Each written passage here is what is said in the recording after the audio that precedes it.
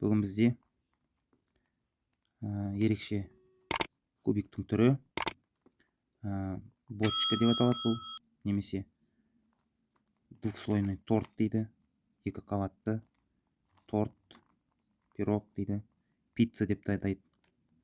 Осындай кубик ерекше. Жалпы атауы 2-де 2 және 6. Міне 6. Яғни түстері міне жасыл және көк түс, және жанында міне 6 түс.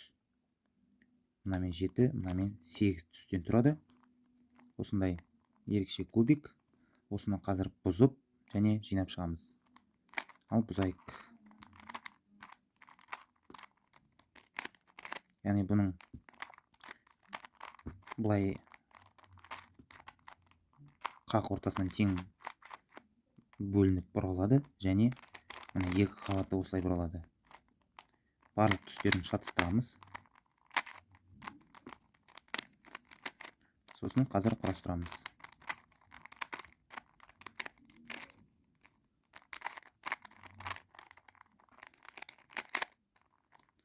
Барлық түстерін бұздық. Енді құрастырамыз қазір. Енді бұл кубикті құрастыру барысында, бочканы құрастыру барысында бірінші этап мына бетін және астын бір түс қылып алуымыз керек. Содан соң жанындағы түстерді қосарландыруымыз керек. Яғни ақ түсті ақке қойып, қызылды қызылға қойып дегендей. Қызыл мына жақта қалып қойған екен. Бірінші этапты бастайық. Бірінші этапта тағы да шатастырайын мынаны. Бірінші этапта мынандай жағдай болуы мүмкін. Жартысы келіп тұр мысалға. Бірінші бір жартыны жинап аламыз. Мысалы, қазіргі жағдайы келіп тұр.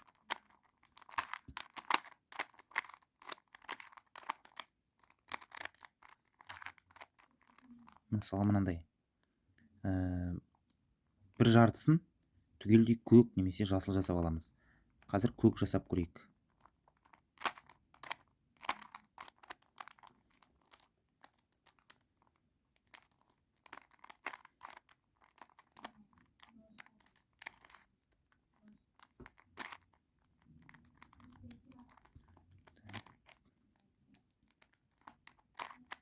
Міне, көк жасадық. Енді екінші жағын, міне екеуі тұрған жерді қазір мына жаққа қойғанда, міне екеуін қойдық. Яғни біреуі қалып қояды осылай. Мына жағында да біреуі қалып қойды. Енді осы қалып қойған екеуін бір жерге қоямыз. Міне жасыл, міне көк. Сосын мынандай формуланы орындаймыз. Яғни бұнда пиф-паф десек те болады. Өйткені әр кезде сол формуланы орындап отырамыз. Алгоритм десек те болады. Міне екеуі тұр. Оны мына бұратын бір жартымыздың сол бағытына қойып қоямыз. Міне сол бағытында тұрады. Сосын мынандай алгоритмді орындаймыз. Міне оң жақты слайс дейміз, немесе біреу, екі. Бір айналдырып шығамыз. Сосын міне жоғары дейік. Жоғарыда бұрамыз. Сосын мынаны қайтадан орнына қоямыз. Сонда міне жасыл түс және көк түс екеуі деп жиналды. Бірінші этапымыз бітті. Енді екінші этапта біздер мына түстерді өзінің осылай қалыптарына қоюымыз керек. Мысалға, мына екеуі келіп тұр. Қалғандары келмейді. Бұнда бір алгоритм бар. Қазір оны орындаймын. Кез келген осындай шахматный порядкіде, шахматтық тор сияқты келіп тұрады мынандай. Немесе диагоналда екі түс болуы мүмкін осындай. Немесе міне екі ақ, немесе екі сұр. Осындай орналасқан бөліктерді тауып аламыз. Сосын мынандай алгоритмді орындаймыз. Міне оң жағымызды бұрамыз. Сосын жоғарды сағат тіліне қарсы бұрамыз. Сосын жаңағы оң жақты қайтадан орнына әкелеміз. Сосын сағат тілімен бір қадам кері қарай бұрамыз. Сол кезде міне мынандай жоғары мен төменде бір қатар қалып қояды, бір бөлігі. Оны жаңағы алгоритммен қойып шығамыз. Оң жағымызды бұрамыз, жоғарды бір рет, оң жағымызды кері бұрамыз. Енді қарайық. Қызыл, күлгін, сұр түстеріміз жиналған екен. Мына жерде тағы да бізде диагоналда орналасқан екі ақ түс бар. Оны да дәл сол жаңағы алгоритмді қолданамыз. Бір рет айналдырамыз. Сағат тіліне қарсы бір бағыт, бір қадамға жүреміз. Қайтадан бір айналдырамыз. Сосын орнына қоямыз сағат тілімен.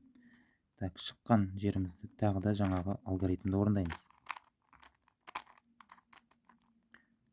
Енді қарайық. Барлық міне сұр, қызыл, күлгін, ақ түсіміз жиналды. Тек мына екі сары мен сарғыш, қызғылт сары түс қалып қойған екен. Тағы да жаңағы алгоритмді қолданамыз.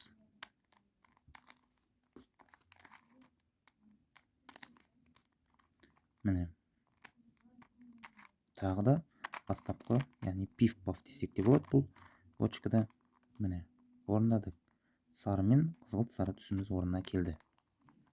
Міне осылай етіп құрастырып шығамыз. Енді тағы да мынандай жағдайлар кездеседі. Қазір оны көрсететін боламын. Мынандай жағдай кездесуі мүмкін. Қызыл түс, қызғылт сары және күлгін түсі. Міне осы үшеуі келіп тұр. Мына үшеуі келмей тұр. Мынандай жағдай болуы мүмкін. Міне мынау келмейді, мынау келмейді, мынау келмейді. Шахматтық жағдайда келіп тұрған жоқ біреуі де. Енді ондайда кез келген келмей тұрған сол бағытында қиылысынан жаңағы алгоритмді орындаймыз. Міне орындадық. Өзінің орнына қойдық. Қайтадан өзінің орнына қойдық. Енді пиф-пафымызды немесе бірінші формуламызды орындаймыз. Енді шахматтық тақтадағыдай жағдайларды келтіреміз.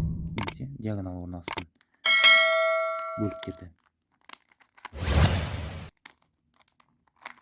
Сосын мына формуланы қайтадан орындаймыз. Енді қарайық. Қызыл, қызғылт сары және күлгін. Тағы да диагонал орналасқан түс келіп тұр. Сол алгоритмді орындаймыз. Міне тағы да алгоритмімізді орындаймыз. Енді мынандай жағдай келуі мүмкін. Мына түстердің барлығы келіп тұр. Мына ақ түс пен сұр түс екеуі келмей тұр. Ортасында келген сары түс тұр. Міне осындай болуы мүмкін. Бұндай жағдайда біздер мына сары түс ортасында тұр. Соның сол бағытындағы қиылыстан бастаймыз жаңағы алгоритмімізді. Өзі екі алгоритм. Соның біріншісі ол жаңа пиф-паф немесе жаңа бірінші орындаған алгоритм. Екіншісі міне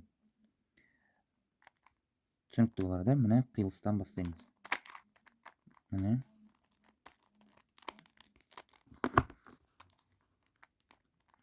қайтадан орнына қоямыз және мына формуланы орындаймыз. Енді қарап шығамыз. Бізде мынандай жағдайға түстік. Міне екі күлгін түс, екі сұр түс. Яғни мына диагоналдарымыз мына бағытқа кетіп бара жатыр. Сол бағытқа, яғни міне. Ондай жағдайда сол бағытқа кетіп бара жатса, мына қиылыстан бастаймыз. Міне қайтадан орнына қоямыз. Сосын бірінші формуламызды орындаймыз. Енді қараймыз. Сары, қызыл, қызғылт сары, күлгін барлығы келіп тұр. Мына екеуі келмей тұр. Соңғы этап. Тағы да сол формуланы орындаймыз. бастапқы. Мұны осыдан кейін аяқталады. Және соңғы бір бөлігіміз қалып қойғанда келтіреміз. Міне түгел түстері жиналды. Енді мынандай жағдай кездесуі мүмкін. Мына екі түсіміз жиналып тұр, мына екі түсіміз жиналып тұр. Мына екеу және мына екеу, яғни қарама қарсы бөліктері жиналмай тұру мүмкін. Ол кезде де сол бағыттағы, мынаның сол жағында қиылысынан бастасақ та болады.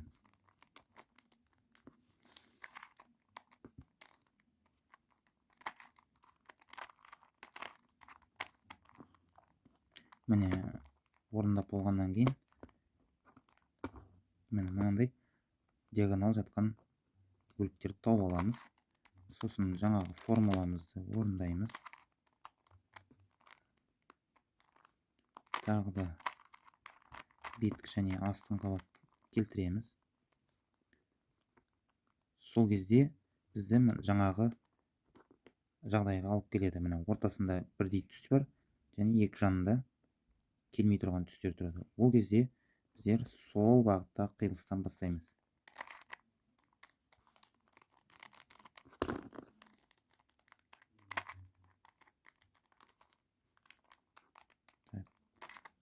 Жоғарғы бетін мен төменгі бетін келтіріп аламыз. Енді қараймыз. Диагонал жатқан түстері сол жаққа кетіп барады. Яғни мына жақтан оң жағынан бастаймыз. Егер де мына диагонал түстер былай қарай кетіп бара жатса, оңға қарай, онда мына жағынан бастаймыз. Қазір біз мына жағынан бастаймыз. Мына қиылыстан. Міне қайтадан орнына қоямыз. Сосын жоғарғы және төменгі түстерді келтіреміз. Сол кезде бізде соңғы этап қалып келеді. Соңғы этап мына екеуін сол алгоритммен қоя қоямыз. Яғни соңында мынандай екі түс бірдей түссе, яғни сіз көбікті почти құрап болдыңыз деген сөз. Соңғыны орындайық. Барлық түстер келді. Енді бұны сол бірінші алгоритм орындап шығамыз. Жалпы бочканы құрастырған кезде тек қанағы екі алгоритм кездеседі. Яғни біреуі оң жақ, жоғары, оң жақты кері қарай.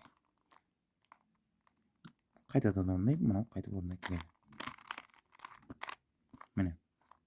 Сосын екінші алгоритм, мысалға мына екеуін шатыстырамыз.